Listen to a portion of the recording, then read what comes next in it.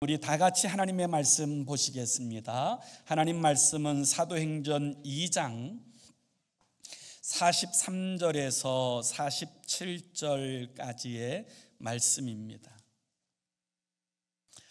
사도행전 2장 43절에서 47절까지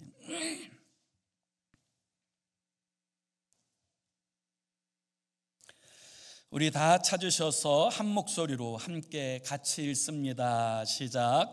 사람마다 두려워하는데 사도들로 말미암아 기사와 표적이 많이 나타나니 믿는 사람이 다 함께 있어 모든 물건을 서로 통용하고 또 재산과 소유를 팔아 각 사람의 필요를 따라 나눠주며 날마다 마음을 같이하여 성전에 모이기를 힘쓰고 집에서 떡을 떼며 기쁨과 순전한 마음으로 음식을 먹고 하나님을 찬미하며 또 온 백성에게 칭송을 받으니 주께서 구원받는 사람을 날마다 더하게 하시니라.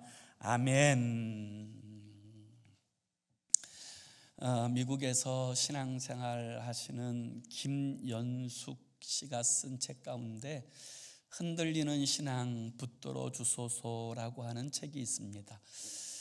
이 책에 보면 이민 생활 22년 동안 교회를 108번 ом긴 장로님에 관한 이야기가 등장하는데요. 그러니까 1년에 한 5번, 한 두세 달마다 교회를 옮겨 다니는 그 장로님에 관한 이야기가 기록되어져 있습니다. 매번 이제 그분이 찾는 것은 이상적인 교회, 완전한 교회였는데요. 그분은 다른 교회를 갈 때마다 제일 먼저 그 교회의 단점, 허물, 뭐가 문제인가 이 부분부터 찾기를 시작했다고 합니다. 목사의 설교에는 뭐가 문제 있는지, 또 주보는 왜 그렇게 되어져 있는지, 또 심지어 찬양팀이나 또 주방에서 봉사하시는 분들이나 또 교인들이 자신을 대하는 그 태도나 자세와 같은 여러 부분들 가운데서 그 허물들을 이제 찾아내어서 그것을 자신의 노트에 꼼꼼하게 기록하고 또 그리고 그것을 이제 주변의 사람들에게 이야기를 하고 다녔다고 합니다. 그러다가 병이 들어서 이제 돌아가시게 되었는데요. 그 어느 교회도 그분의 장례를 치룰 수가 없는 거예요. 왜냐하면 108개 교회를 다니긴 하셨지만 진심으로 섬긴 교회가 없었기 때문이지요. 하는 수 없이 108번째 교회의 목사님께서 그 장례식을 집례하였던 이제 그런 이야기가 기록되어져 있는데요. 이분이 만약 주님 앞에 서게 되었을 때 자신이 돌아다녔던 108교회의 허물이 적힌 그 두툼한 노트책을 주님 앞에 보인다면 아마 주님께서는 그가 일평생 저지르고 살아왔던 그의 허물이 적힌 수십 권의 노트를 내놓지 않겠습니까? 그분은 이상향의 교회를 찾았지만 본인이 이상향의 성도가 되는 일에는 게을렀던 것이 아닌가 이런 생각을 해봅니다. 오늘 많은 사람들도 이와 같이 이상적인 교회를 찾는 사람들이 있습니다. 그런데 안타깝게도 이상적이고 완전한 교회는 지상에 존재하지 않습니다. 왜냐하면 교회를 이루고 있는 성도들이 자신 스스로 죄인이라고 고백하는 사람들이 모이는 공동체가 교회이기 때문이고, 그리고 하나님의 은혜와 도우심 없이는 살아갈 수 없다고 믿고 나아가는 그 공동체가 바로 교회이기 때문이지요. 그런 의미에서 볼 때 우리 모두는 아직도 공사 중인 사람들인 줄로 믿습니다. 우리 가운데 누구도 완전하고 공사가 다 끝났다고 고백할 만큼 온전한 인격을 가진 사람은 존재하지 않을 것이기 때문입니다. 그럼에도 불구하고 그렇다면 우리는 이상적인 교회를 사모하면 안 됩니까? 더 좋은 교회, 더 건강한 교회를 사모하는 것은 문제가 되어집니까? 그렇지 않습니다. 우리는 이왕이면 하나님께서 기뻐하시는 더 좋은 교회, 더 바람직하고 건강한 교회가 되기를 사모하고 또 우리 교회가 그런 교회를 이룰 수 있도록 헌신하는 것이 우리의 역할이어야 하는 줄로 믿습니다. 이것은 매우 중요한 일이라고 이야기할 수 있는 것입니다. 자, 그렇다면 우리가 어떤 교회를 롤 모델로 삼아야 우리 교회가 하나님께서 보다 더 기뻐하시는 건강한 교회가 될 수 있을까요? 저는 성령 충만하였던 초대교회, 그 예루살렘 교회가 하나님께서 디자인하신 원형 교회를 가장 잘 보여주는 그런 공동체라고 믿습니다. 그래서 우리 교회도 지난주에 창립 12주년 기념주일을 맞이하였는데 이 예배를 준비하고 인도하는 동안에 우리 교회가 어떤 교회가 되었으면 좋을까, 이 부분에 대한 간절함과 기도 가운데 오늘 말씀을 함께 묵상하게 되어졌습니다. 초대 예루살렘 교회는 오순절날 성령 충만함 가운데 시작되었던 교회였습니다. 물론 그 교회에도 연약함은 있었습니다. 아나니아와 삽비라와 같은 사건이 그 공동체 안에 벌어졌고 또 헬라파와 히브리파 사이에 구제에 관한 문제 때문에 갈등하고 분열하는 아픔도 있었습니다. 심지어는 바울과 바나바가 서로 이견 때문에 다투고 헤어지는 그런 이제 아픔도 겪었던 공동체가 초대교회인 예루살렘 교회였지요. 예루살렘 교회를 초대교회라고 부르는 이유는 그것은 하나님의 성령의 강림 가운데 첫 번째 세워진 교회였기 때문이고 그 교회가 바로 하나님께서 세우시기 원하였던 교회의 원형에 가장 가까운 교회였기 때문입니다. 그래서 우리는 이 초대교회를 통해서 우리 교회를 진단해보고 우리 교회 또한 초대교회와 같은 그런 교회, 하나님께서 기뻐하시는 건강한 공동체로 서 나아갈 수 있게 되기를 원합니다. 그러면 우리가 지향해야 될 교회, 이 초대교회의 모습은 어떤 모습이었을까요?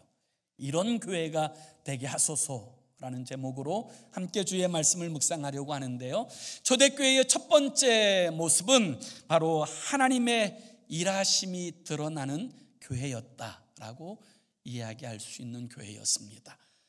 기적이 있는 교회였고 간증이 있는 교회였습니다. 우리 한번 다 같이 43절의 말씀을 같이 함께 읽습니다. 43절 시작. 사람마다 두려워하는데 사도들로 말미암아 기사와 표적이 많이 나타나니. 사람마다 두려워하는 교회, 그것이 바로 초대교회의 특징을 잘 보여주는 것이라고 저는 믿습니다.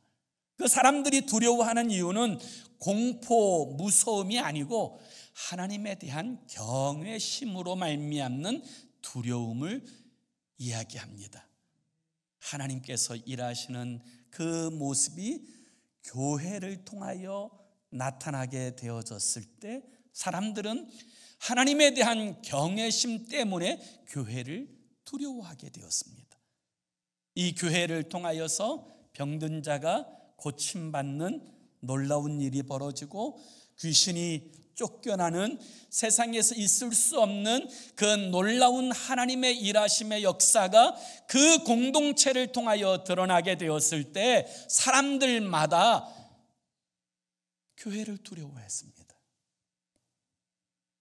저는 우리 필그림 교회가 하나님의 일하심이 드러나는 교회, 그리고 성도들 저마다 하나님의 그 일하심과 역사심에 대한 간증이 있는 공동체가 되어지기를 원합니다. 그런 공동체로 서게 될 때 세상이 함부로 대하지 않는, 사람마다 두려워하는 건강한 교회로 설 수 있게 되어지는 줄로 믿습니다.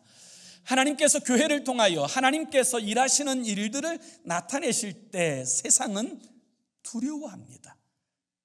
여호수아서 5장 1절에 보면 하나님께서 이스라엘 백성들과 함께 하시는 이 표징이 드러나자 사람들이 얼마나 두려워하는지 이런 이야기가 등장합니다. 요단 서쪽의 아모리 사람의 모든 왕들과 해변의 가나안 사람의 모든 왕들이 여호와께서 요단물을 이스라엘 자손들 앞에서 말리시고 우리를 건너게 하셨음을 듣고 마음이 녹았고 이스라엘 자손들 때문에 정신을 잃었더라. 하나님께서 이스라엘을 위하여 일하셨다고 하는 이 사건이 드러나게 되자 왕들마다 정신을 잃고 가나안의 모든 백성들이 그 마음이 물처럼 녹았다, 이렇게 이야기하는 것입니다. 하나님이 우리와 함께 하시는 이 표징과 증거가 있는 교회가 될 때 세상이 두려워하는 그런 공동체로 설 수 있게 되어지는 것이지요. 그리고 적어도 주의 성도들은 우리들의 삶을 통하여 하나님의 살아계심을 보여주는 간증 있는 삶을 살아내야 되는 줄로 믿습니다. 그것이 성도들에게 요구되는 삶이에요. 엊그저께지요, 이틀 전에 미국의 텔레비전을 통해서 전 세계에서 가장 훌륭한 권투 선수였던 조지 포먼이 하나님의 품에 안겼다라고 하는 그런 뉴스를 접하였어요.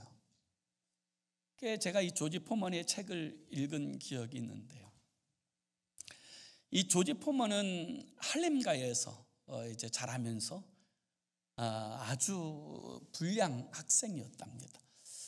그러던 중에 그의 뛰어난 재능을 발견하여서 미국의 국가를 위해서 일할 수 있는 기회가 주어져서 결국 1968년에 올림픽에 나가서 금메달을 따게 되죠. 그리고 나서 이제 프로로 전향한 다음에 그는 승승장구하게 됩니다. 그러다가 결국 헤비급, 세계 헤비급 이제 타이틀을 가져오게 되어지고, 그러면서 40연승을 하는 놀라운 기록을 세워요. 그는 그때만 해도 자신을 이길 수 있는 사람은 아무도 없다라고 자신만만하고 교만했습니다. 그러던 중에 자신의 적수인 무하마드 알리에 의해서 결국 패배를 당하게 됩니다.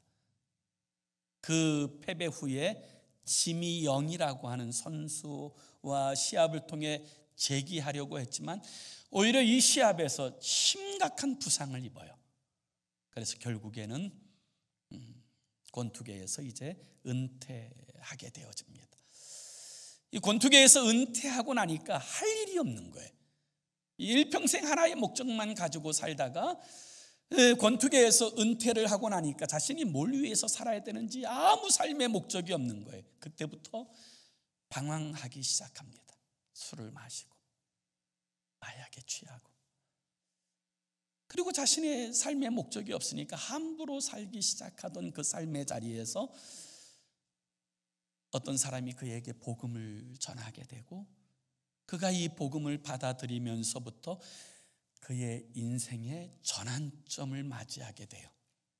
내가 이렇게 살면 안 되는구나. 주님께서 나를 위해서 죽으셨으니까 내가 주의 영광을 위해서 주님을 드러내는 삶을 살아야 되겠다. 이런 마음의 결심을 가지고 그때부터 텍사스 휴스턴에서 그 마약에 빠진 사람들, 불량 아이들, 또 이제 건달들, 막 이런 사람들에게 매일 나가서 이제 복음을 전하는 거예요. 그러다가 이 사람들을 위한 교회가 필요하겠다라고 생각해서 자신의 사재를 다 털어서 교회를 건축하고 또 이 불량 청소년들을 잘 선도하는 그런 기관이 필요하겠다라고 생각을 해서 모든 사제를 다 동원해서 청소년 센터를 세우고, 그리고 끊임없이 이 사역들을 이루어 오고 있었어요. 그러던 중에 재정적으로 파산할 상황이 오게 되어집니다. 더 이상 이제 자신의 사역을 감당할 수 없을 만큼 이런 상황이 되어졌을 때 그는 하나님 앞에 나아가 기도합니다. 그리고 이제 자신이 어떻게 하면 이 문제들을 극복하고 이겨낼 수 있을까에 대한 고민을 가지고 있다가 10여 년 만에 다시금 복싱에 이제 도전하는 일이 벌어져요. 처음 그가 10여 년 만에 복싱에 도전한다고 했을 때 대부분의 복싱 관계자들은 터무니없는 이야기라고 그렇게 취급했습니다. 그는 절대로 전성기에 그런 역량을 나타낼 수가 없다. 그럼에도 불구하고 그는 포기하지 않았고 결국 그의 나이 46살에 헤비급 챔피언인 마이클 무어러를 물리치고 다시 헤비급 챔피언에 오르게 됩니다. 그리고 나서 그분이 쓴 책 하나가 있어요. 이 책 제목이 뭐냐면 인생의 링에서 쓰러졌을 때 당당하게 일어서라 라고 하는 책이에요. 이게 텍사스에 있는 목사님이 이제 번역해서 낸 것인데, 그 책에 보면 이 조지 포먼은 자신이 예수 그리스도를 영접하고 난 후에 자신의 삶의 목표가 하나님의 살아계심을 드러내는 것이었다라고 고백하고 있어요. 그리고 그런 믿음 가운데 나아가고자 할 때 고난도 왔지만 역경도 왔지만 넉넉히 이겨내어서 할 수 없다 말하는 중에 하나님의 살아계심을 보여주는 그런 삶을 이루어낼 수 있었음을 간증하는 거예요. 오늘 이 시대 교회가, 오늘 이 시대의 성도들이 바로 우리의 삶을 통하여서 하나님의 살아계심과 지금도 일하시고 역사하심을 보여줘야 될 그런 하나님의 사람으로 우리가 부름받은 줄로 믿습니다. 아우라라고 하는 용어가 있어요. 이것은 독일의 베냐민이라고 하는 사람이 처음 쓴 용어인데요, 이 아우라라고 하는 이 말의 의미는 정말 예술적인 가치를 가진 그 진품, 그 원본에서 나타나는 부인할 수 없는 고고한 그 모습을 아우라라고 그렇게 부르면서부터 사용되어진 용어예요. 복사품에서는, 모조품에서는 절대로 느낄 수 없는 그 원본이 가진 그 고귀한 아름다움, 이것이 여러분 아우라예요. 저는 우리 교회가, 그리고 우리 성도들이 이런 영적 아우라를 가진 하나님의 사람들이 되기를 원합니다. 그럴 때 세상이 함부로 대하지 않고 정말 세상 가운데서도 하나님의 일하심을 보여주는 그런 공동체요, 그런 성도의 삶을 살아낼 수 있기 때문이고요. 우리 교회가 초대교회를 통하여서 반드시 본받아야 될 두 번째 모습은 서로 사랑하는 교회이어야 한다는 거예요. 우리 한번 44절과 45절의 말씀도 같이 읽습니다. 시작. 믿는 사람이 다 함께 있어 모든 물건을 서로 통용하고 또 재산과 소유를 팔아 각 사람의 필요를 따라 나누어 주며. 아멘. 초대 예루살렘 교회의 특징은 성령 충만한 교회였고 은혜 충만한 교회였습니다. 성령 충만한 교회의 특징은 무엇이냐면 육신의 소욕을 따르는 것이 아니라 성령의 소욕을 따른다는 것이고, 은혜 충만한 교회의 특징은 무엇이냐면 사랑이 넘치는 공동체라는 거예요. 그래서 하나님의 성령이 역사하시는 공동체의 첫 번째 열매가 뭐예요? 사랑의 열매예요. 그것이 성령의 첫 번째 열매로 등장하게 되어지는 거예요. 누가 강요해서가 아니라 서로 사랑하는 마음 때문에 그들은 자발적으로 자신의 소유를 내놓기 시작하고 필요한 자들의 그 필요를 공급하는 일에 동역하기를 시작하고, 그래서 그 공동체 안에서 모든 사람들이 소외되지 않고 다 사랑 가운데서 유무상통하는 그 은혜를 체험하도록 한 공동체가 바로 초대 예루살렘 교회의 모습이었어요. 누가 억지로 강요해서가 아니라, 강제해서가 아니라, 섬기고 싶은 이 기쁨 때문에, 이 간절함 때문에 서로 섬겼던 공동체, 그것이 바로 초대교회의 공동체의 모습이었던 거죠. 우리 교회 안에도, 또 그리고 우리 안에도 이 사랑이 충만할 수 있기를 원합니다. 그래서 정말 교회의 가장 중요한 특징이 있어야 된다면 그것은 바로 사랑이 넘치는 공동체이어야 한다는 것이지요. 그리고 이 사랑은 따지는 것이 아니라, 아끼는 것이 아니라 그것을 온전히 내어주는 것, 그것이 사랑 아닙니까? 계산하지 않고 여러분 행하는 것, 이것이 사랑인 거지요. 영국의 빅토리아 여왕의 둘째 공주인 앨리스 공주에게는 4살 먹은 아들 하나가 있었어요. 그런데 이 아들이 디프테리아라고 하는 질병에 걸려서 사경을 헤매게 됩니다. 이 디프테리아라고 하는 이 질병은 치사율도 높고 또 전염성도 너무 강한 그런 질병인데, 그래서 궁중 의사는 이 앨리스에게 안타깝지만 그 아들과 좀 격리되어진 채 지내야 된다고 간곡하게 부탁하였다고 합니다. 그 아들과 함께 하게 되면 둘 다 위험하게 됩니다. 반드시 이 사실은 지켜야 된다라고 간청하였어요. 그래서 결국 그 고통하고 아파하는 그 아들의 모습을 멀리서 지켜보는데, 하루는 그 아들이 멀리 있는 자신의 엄마를 보고는 이렇게 소리치기 시작합니다. 엄마, 왜 엄마는 그렇게 멀리에 있어요? 지금 빨리 와서 내게 뽀뽀 좀 해주세요. 그 아들의 음성이 들리는 순간 앨리스는 조금도 지체하지 않고 달려가서 그의 아들의 입을 맞춰요. 그리고는 이렇게 고백했다 그래요. 아들아, 정말 사랑한다. 그리고 너는 내 목숨보다 중요하다. 그리고 얼마 후에 실제로 그 아들과 앨리스는 함께 죽습니다. 그런데 사랑하는 여러분,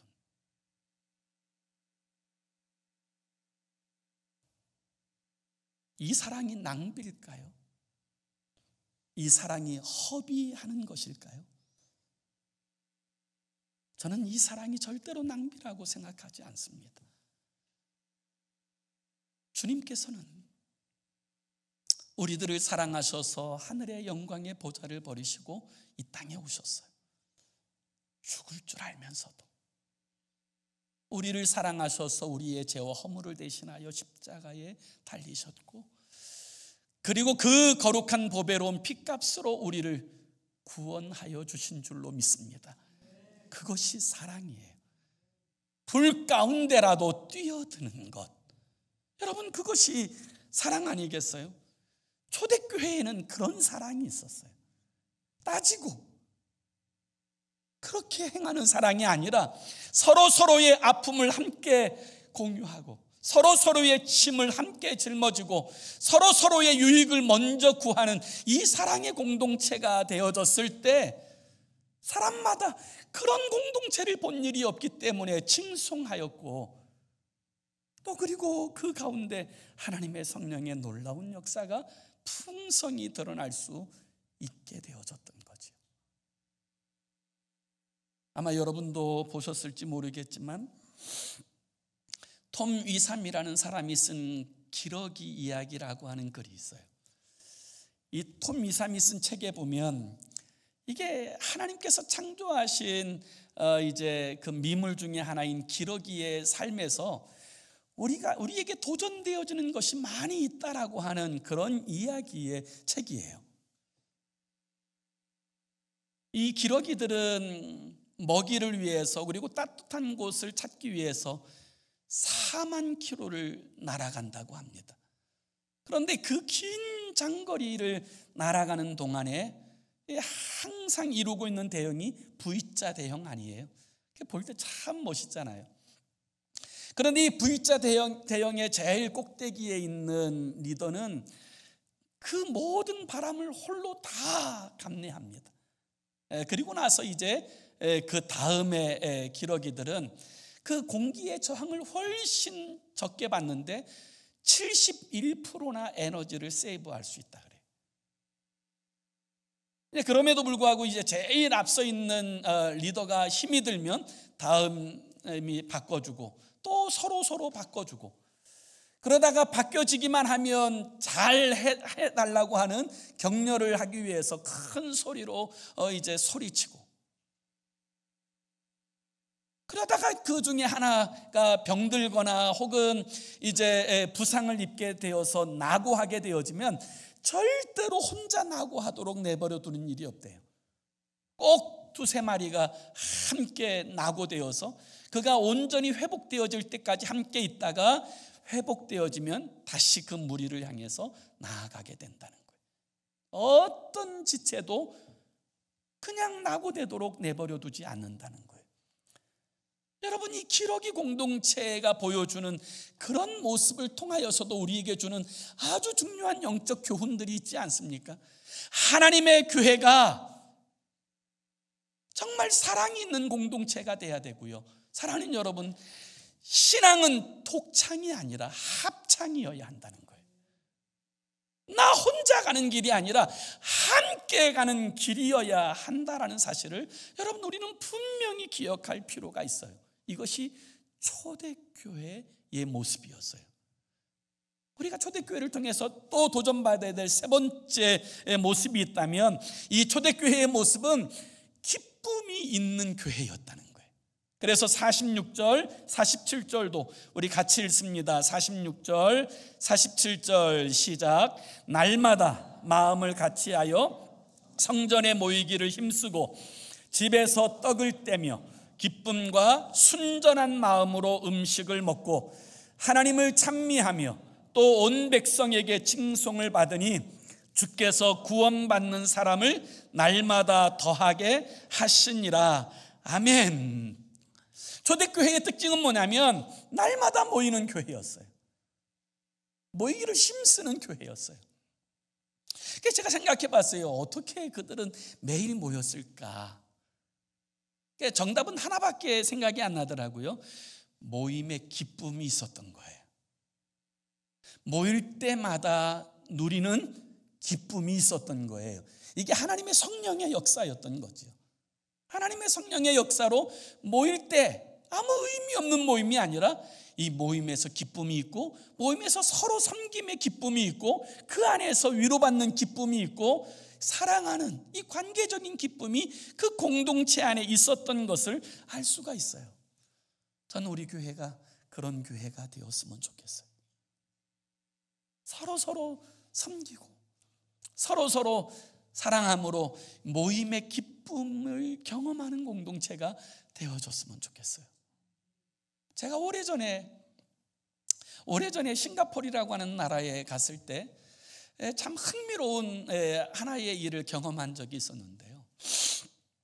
그 싱가포르에 가면 주롱 버드파크라고 하는 새 공원이 있어요. 참 예쁜 새들이 많은 그런 공원인데, 그 공원에 가면 많은 새들이 새장에 갇혀 있지만 또 정말 많은 새들이 새장도 없이 그렇게 그곳에서 있는 것을 볼 수 있어요. 참 예쁜 새들이 많은데 울타리도 없고 새장도 없는데 그렇게 새들이 왜 그 공원 안에 머물러 있을까? 참 신기하잖아요. 그물도 없고 새장도 없으면 다 날아갈 것 같은데 왜 거기에 그 아름다운 새들이 계속 머물고 있을까? 너무 궁금해서 물어봤어요. 그러자 그 안내인의 대답이 참 저는 충격이었어요. 그렇게 세장도 없이 그들을 풀어놓고도 그들이 그곳에서 생활할 수 있게 되어진 이유는 그곳보다 그 주변에는 더 좋은 곳이 없기 때문이라는 거예요.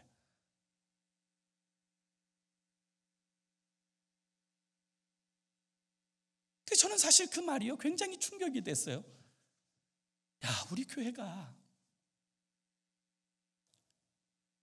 촘촘한 그물로 가두 얻는 공동체가 아니라 자유하지만 이보다 더 좋은 공동체가 없다.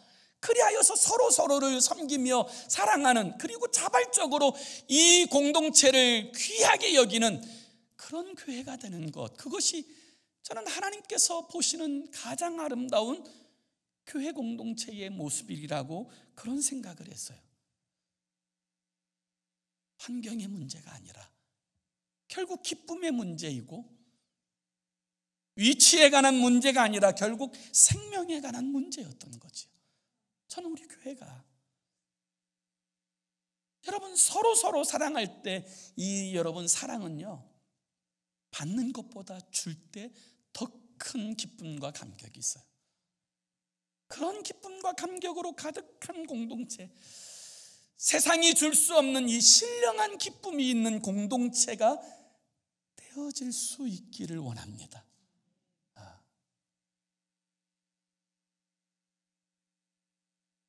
옛날 고대 그리스 신화에 나오는 이야기 가운데 보면 옛날 뱃사람들이 제일 무서워하는 사건이 이제 적막한 섬에 들려오는 요정의 노래소리였답니다.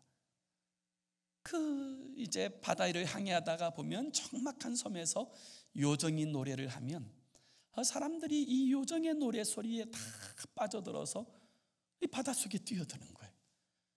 그리고 다음 날이 되면 그 사람들은 다 바다에 빠져 죽고 빈 배만 바다 위에 둥실둥실 떠 있는 거예요. 그런데 어떤 배는 그 길을 지나는 일들이 여러 차례 있었음에도 불구하고 한 사람도 축나는 일이 없이 다 기쁨으로 그 바다를 항해하는 배가 있었답니다.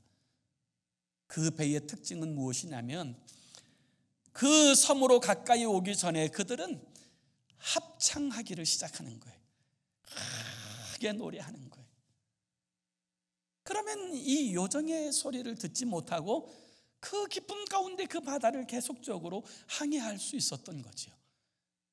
요정이 노래하는 것을 막을 수는 없지만 그들이 힘껏 노래하는 동안에 그들은 이 요정의 노래를 다 파묻을 만큼 그런 기쁨 가운데서 항해를 할 수 있었던 거지요.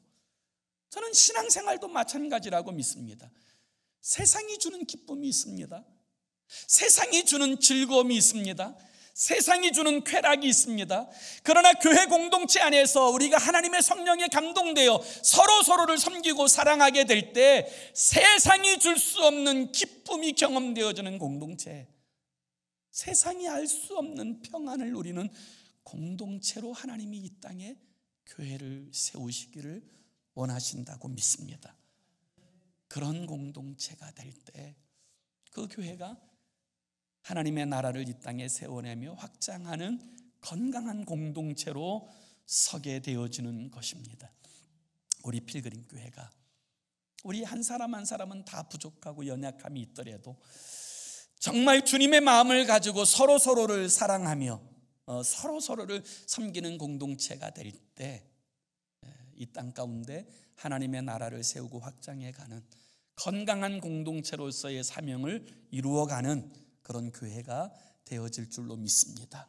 그런 공동체를 이루어 나가는 일에 동역하는 저와 여러분의 삶이 되기를 예수의 이름으로 축원합니다.